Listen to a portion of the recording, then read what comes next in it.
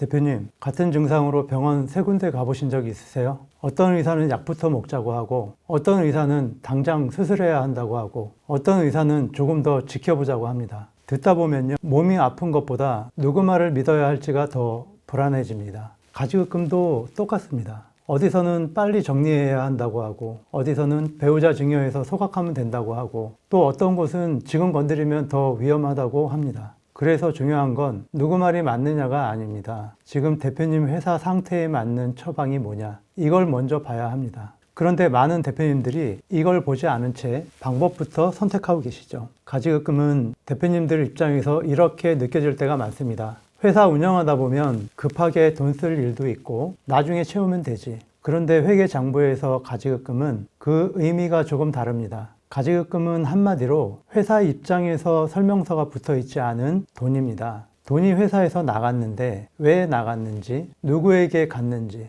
어떤 근거로 나갔는지, 언제 돌아올 건지, 이 설명이 애매하거나 비어 있으면 회계장부에서는 그 돈을 가지급금이라고 부릅니다. 그래서 가지급금은 단순히 돈이 나갔다의 문제가 아니라 설명이 없는 상태의 문제입니다. 그리고 이 설명이 없는 상태가 길어지면 어떤 일이 생길까요? 세금 문제만 떠올리시는 분들도 있는데 실제로는 그보다 넓게 영향을 줍니다. 금융기관이나 외부 이해관계자 입장에선 회사가 대표에게 빌려준 돈처럼 보이기도 하고 회사의 현금 흐름이 나빠 보이기도 하고요. 회사 재무제표가 깔끔하지 않아서 투자, 매각, 승계 과정에서 질문이 많아지게 됩니다. 가지급금은 금액이 커서 문제가 아니라 설명할 내용이 없어서 문제인 겁니다. 그러면 이런 의문이 드실 겁니다. 알겠는데 그럼 빨리 없애면 되는 거 아닌가요? 여기서 가장 위험한 접근이 속도전입니다. 가지급금은 빨리 없앤다고 무조건 좋아지지 않습니다. 오히려 준비 없이 급하게 없애면 겉으로는 가지급금이 사라졌는데 설명해야 할 내용들이 더 늘어나는 경우가 많습니다.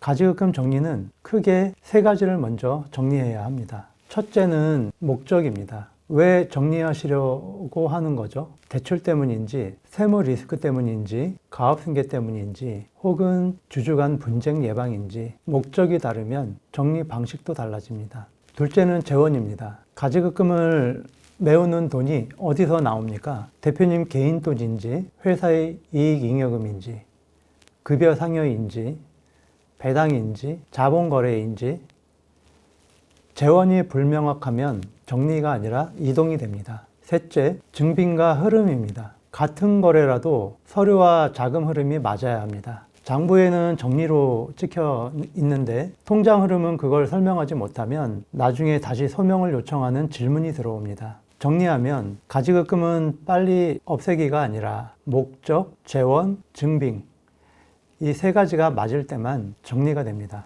그렇다면 국세청은 가지급금을 어디까지 볼까요? 이 챕터는 대표님들이 실제로 제일 억울해하는 지점입니다. 이미 정리했는데 왜 다시 보죠? 세금도 냈고 서류도 만들었는데요. 여기서 관점이 하나 필요합니다. 과세관청은 결과를 보기보다 과정과 실질을 봅니다. 쉽게 말하면 장부에 뭐라고 적혔냐 보다 돈이 실제로 어떻게 움직였냐를 더 중요하게 봅니다. 대표님이 정리했다고 생각한 실행에 대해 보통 질문은 이런 식으로 나옵니다. 그 돈은 원래 어디서 나왔나요? 누구 계좌에서 누구 계좌로 이동했나요? 가족 간 자금 이동이 있다면 그 성격은 뭐였나요? 계약서, 결의서, 평가자료, 지급 근거는 어떻게 되나요? 정리된 것처럼 보이게 만든 거래는 아닌가요? 그래서 가지급은 없애는 게 중요한 게 아니라 설명 가능한 상태로 만드는 것이 목표입니다. 여기서 제가 시청자분들께 꼭 드리고 싶은 문장이 하나 있습니다. 가지급금은 숫자를 지우는 작업이 아니라 스토리를 완성하는 작업입니다. 돈이 나간 이유와 돌아오는 구조가 설명돼야 끝납니다.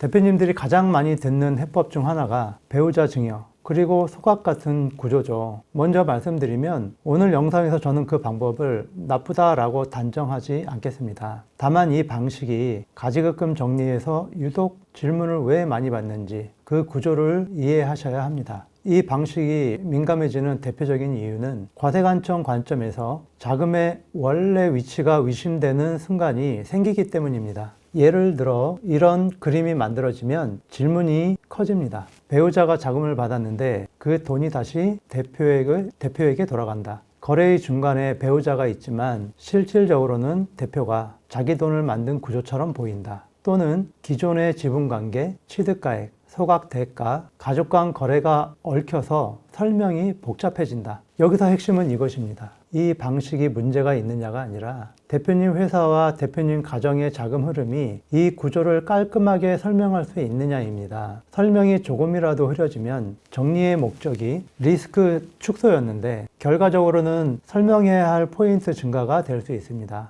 그래서 이 방식은 유행하는 정리법으로 접근하면 위험하고 회사 상태가 준비된 경우에만 선택 가능한 카드가 됩니다. 그러면 안전하게 한다는 건 무엇을 의미할까요? 안전함의 기준은 의외로 단순합니다. 설명이 가능하냐입니다. 저는 안전을 세 가지로 나눠서 보시라고 말씀드리고 싶습니다. 첫째, 회계적으로 설명이 되는가? 전표, 계정 과목, 거래 상대방, 금액, 시점이 정합적인가? 둘째, 법적으로 설명이 되는가? 이사회, 주총 결의, 계약서, 지급 근거가 필요한 거래라면 소명 가능한 증거 서류가 준비되어 있는가? 회사 돈이 누구에게 왜 나갔는지를 회사의 의사결정 구조로 설명할 수 있어야 합니다. 셋째, 세무적으로 설명이 되는가? 평가가 필요한 건 평가가 되어 있고 소득으로 보일 수 있는 건 소득 처리가 되어 있고 자본거래로 볼 수 있는 건 자본거래로 일관되게 설계되어 있는가. 이 세 가지가 맞으면 방식은 여러 가지가 될 수 있습니다.